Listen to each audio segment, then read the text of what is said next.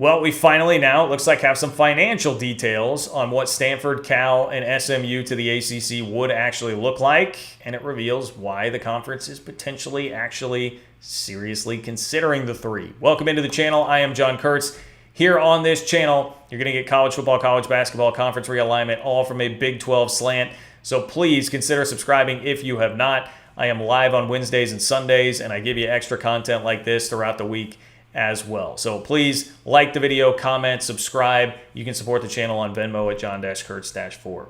Ross Dellenger from Yahoo Sports provides us this report that goes a little bit more in depth on the information that we saw earlier here in the day as I record this on Wednesday, It starts by saying ACC expansion discussions are intensifying as conference leaders continue to consider the acquisition of Stanford, Cal, and SMU. Believed to be a long shot just days ago, expansion remains a legitimate possibility as new financial models have been socialized with league administrators. The models show a financial boon of roughly $72 million in annual additional revenue for the conference. All right, so there's the first number. $72 million would be given to the conference for taking in those three schools. Two of the three expansion targets, Stanford, the bell cow of the group, and Cal, are proposing to take a significantly reduced revenue distribution for multiple years, starting at about 30%. Okay, so they would cough up 70% of their share of that money to the conference. Let's say we'll just take 30%. We just need a home. We need to be in a major conference. Stanford certainly can fit the bill with their endowment, all the money that they have surrounding that school. What SMU is doing definitely has turned some heads. SMU is proposing to take no distribution for as many as 7 years, something Yahoo Sports reported more than a week ago. Options range from adding all three, adding only Stanford and Cal, adding only SMU, or adding none of them.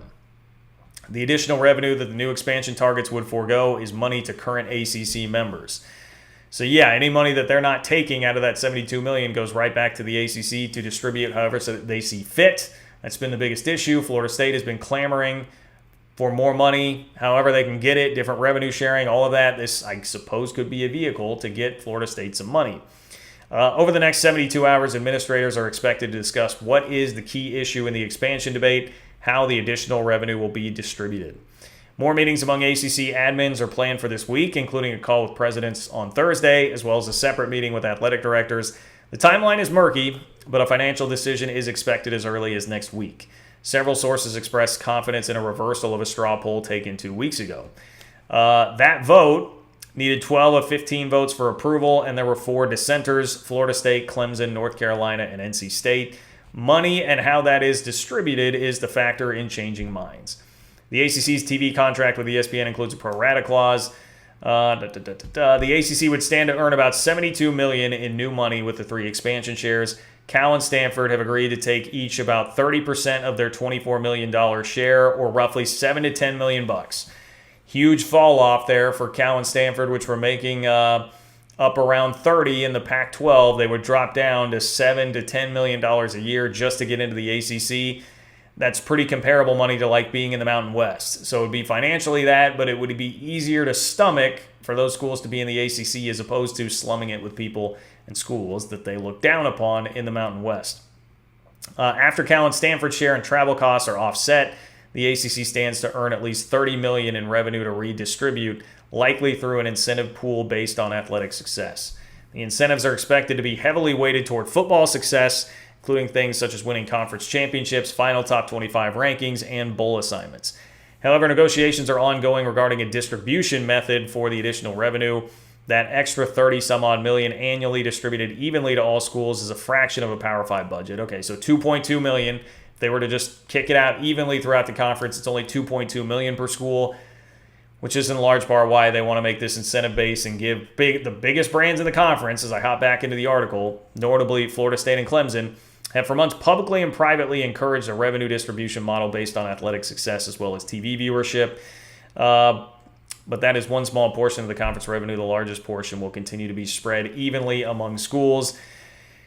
Here's a quote from a league administrator. It says, "We will be ironing all this out over the next 72 hours. The league has done a good job of finding a solution. I think this is eventually going to pass."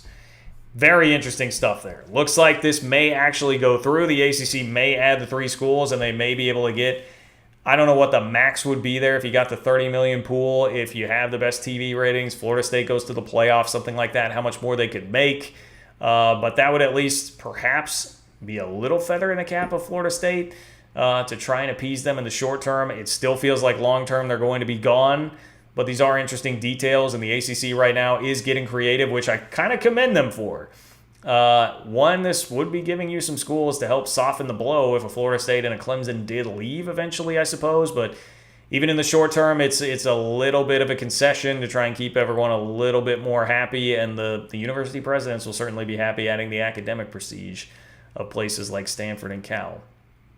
A little bit more from the article. All 3 new members would join in all sports, would sign the ACC's grant of rights agreement, which, by the way, that's an important piece here. Now you're locked in until 2036, theoretically, locked in until 2036, and would see their annual revenue distribution slowly rise to become full shares by the end of the contract. So, yeah, they'd be starting at that low number, 7 to 10 million. It would rise. That's an important detail as well.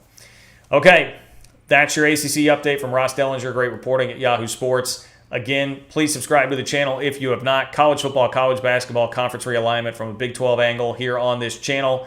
Appreciate all of you that do subscribe. Like the video, leave a comment. Even if you hate me and you tell me I suck, that's all great. Helps me with that algorithm. John-Kurtz-4 on Venmo if you want to support the channel as well. Take care, and I will talk to you guys soon.